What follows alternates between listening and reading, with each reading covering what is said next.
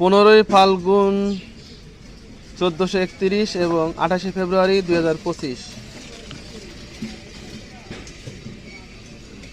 ফলন ভালো, দাম পেয়ে চাষিরা খুশি। সিরাজগঞ্জ যমুনা চরে ফলছে লাল সোনাখ্যাত মরিচ। দৈনিক করতোয়া সংবাদ শিরোনামে আসছে, সিরাজগঞ্জ প্রতিনিধি, সিরাজগঞ্জ যমুনা নদীর চরে নতুন পলি মাটিতে চাষ হচ্ছে লাল সোনাখ্যাত মরিচের। এবছর মরিচের বাম্পার ফলন হয়েছে। কৃষি সম্প্রসারণ অধিদপ্তর জানায়, এবছর জেলায় 1530 হেক্টর জমিতে মরিচ চাষের লক্ষ্যমাত্রা নির্ধারণ ছিল। চাষ হয়েছে 1540 হেক্টর জমিতে।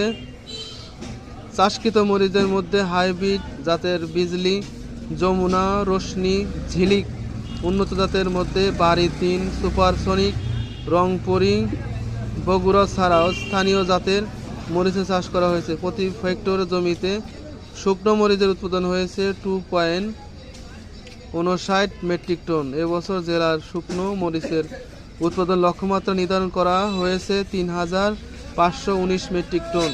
স্থানীয় বাজার সূত্রে জানা যায়, বর্তমানে 50 থেকে 60 টাকা কেজি কাঁচা মরিচ বিক্রি হচ্ছে, আর শুকনো মরিচ মন ভেদে বিক্রি হচ্ছে 350 থেকে 550 টাকা কেজি। এবছর আবহাওয়া অনুকূল থাকায় যমুনার চরে মরিচের বাম্পার ফলন হয়েছে। সিরাজগঞ্জ যমুনা চরে উৎপাদিত কাঁচামরিচ ও শুকনো মরিচ রাজধানী দেশের বিভিন্ন এলাকা থেকে কিনতে আসছেন পাইকাররা। প্রতি সপ্তাহে শনি ও বুধবার গাজীপুরের নাটোয়াপাড়া হাট বসে।